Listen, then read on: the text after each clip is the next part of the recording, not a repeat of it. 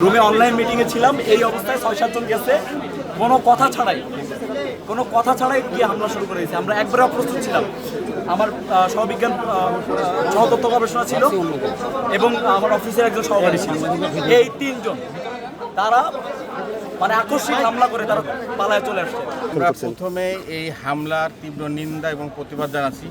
রাজশাহী বিশ্ববিদ্যালয় আমাদের লাইব্রেরি একটা মানে শিক্ষার্থীদের একটা পড়াশোনার জায়গা, সেখানে শিবিরের সন্ত্রাসীরা যেভাবে জঙ্গি কায়দায় অতীতে যেভাবে তারা জঙ্গিদের মতন করে হামলা করতো সাধারণ শিক্ষার্থীদেরকে, আজকে আমরা দেখলাম যে বিশ্ববিদ্যালয়ের একটা শিক্ষার্থীকে, সাধারণ শিক্ষার্থী সে, প্রকৃতপক্ষে আমি সাংবাদিকদের মাধ্যম দিয়ে জেনেছি যে বিশ্ববিদ্যালয়ে যে নারী ঘটিত বিষয়টা, শিবিরের এক নেতা প্রথম বর্ষের ওই শিক্ষার্থী নারীর প্রতি তার পছন্দ হয়, তারই পরিপ্রেক্ষিতে তাদের ব্যক্তিগত এই কোন্দলটিকে তারা রাজনৈতিক রূপ দেওয়ার যে অপকৌশল অপচেষ্টা করলো, এটার আমরা তীব্র নিন্দা এবং প্রতিবাদ জানাচ্ছি।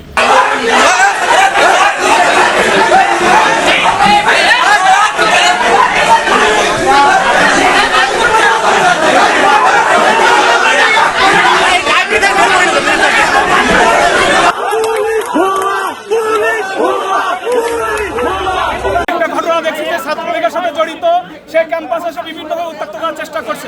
আজকে যখন প্রক্টর অফিসে তাকে নিয়ে বিচার করা হলো, আমাদের রাকসুর ভাইয়েরা যখন রাকসুর চলে গেল, আমরা দেখলাম কিছুক্ষণ পরে সেই ছেলে ছাত্রলীগের সন্ত্রাসী বাহিনীকে নিয়ে আমার রাকসুতে যে আমাদের যারা লোকজন আছে রাকসুর সেখানে অতর্কিত হামলা চালাইছে। আমরা এটা সম্পূর্ণ দায়ভার এবং বাধ্যতামূলক প্রক্টর অফিসকে, কারণ 2 ঘন্টা যাবত যারা প্রক্টর অফিসে অবস্থান করার পর 5 মিনিট সময় পেয়ে রাকসুতে যে হামলা করলো, আমার রাজশাহী বিশ্ববিদ্যালয়ের কোনো শিক্ষার্থী তাদের কাছে নিরাপদ নয়। আমরা চাই ছাত্রলীগের বিচার হোক এবং তাকে যথোপযুক্ত শিক্ষা ব্যবস্থা করুন। এই দেখে যেন প্রতিটি ছাত্রলীগ তারা ভয় পায় এবং রাজশাহী বিশ্ববিদ্যালয় আর কেউ যেন সাধারণ শিক্ষার্থী কোনো রাজশাহী বিশ্ববিদ্যালয়ের কোনো শিক্ষার্থী হামলা না চালাইতে পারে। আমাদের দাবি তার উপযুক্ত শাস্তি ব্যবস্থা করা হোক। আইন হাতে তুলে আমরা কোনো আইন হাতে তুলে না। আপনারা দেখছেন যে আমাদের রাষ্ট্রতে যে সেখানে আমাদের এক ভাইকে কব দেওয়া হয়েছে, এরপরে আমরা কোনো আইন হাতে তুলে নেই নাই।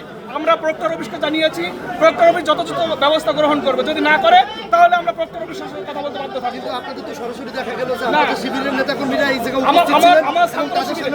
ছাত্র শিবিরের আপনি নিজে ছিলেন, আপনি নিজে ছিলেন।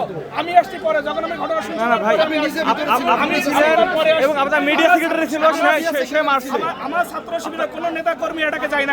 মিডিয়া সেক্রেটারি মারছে, সেই ফুটেজ আছে। আমি সর্বশেষ এসে সেখান থেকে যারা ছিল তাদেরকে আমি এখান থেকে বের করার চেষ্টা করছি। প্রত্যেকের কথা বলে আমি আমার জনশক্তি সেখান থেকে বের করেছি। আমার ছাত্র শিবিরের কোনো সিঙ্গেল জনশক্তি সেই ব্যক্তির গায়ে হাত দেয় নাই, এটা আমি প্রুফ দিয়ে বলতে পারি। ওই ছেলেটা হুট করে আবার রুমে ঢুকে আমার রুমে এসে বলতেছে যে মানে জিয়া হলে জিএসএ, আমি বলছি জিয়া হলে জিএসএ বলতে এটা ওই জিয়া হবে ওইখানে, আমি বলছি জিয়া হলে জিএসএ বলতে কাজ আছে। ওরা বের হয়ে গেছে, ওর পেছনে আমি বের হয়ে দেখি যে এই যে আদার যে ছেলেটা ছিল ওর সাথে আরো 7-8টা ছেলে রাসুর সামনে যে বট গাছ এটার নিচে বসা, তারপরে ওরা কোনো একটা কিছু প্ল্যানিং করছে। তখন যেটা হলো যে আমি বুঝতে পারছি যে এরা হচ্ছে কোনো নেগোসিয়েশন করার জন্য। তখন আমি তোর দিয়ে আমার রুমে গেলাম, গিয়ে বলছি আমার যদি ছাত্রলীগের সাথে কোনো রকম নেগোসিয়েশন করো তাহলে তোমারও ছাড়বো না, আর ওদের কোনো ছাড় দেওয়া হবে।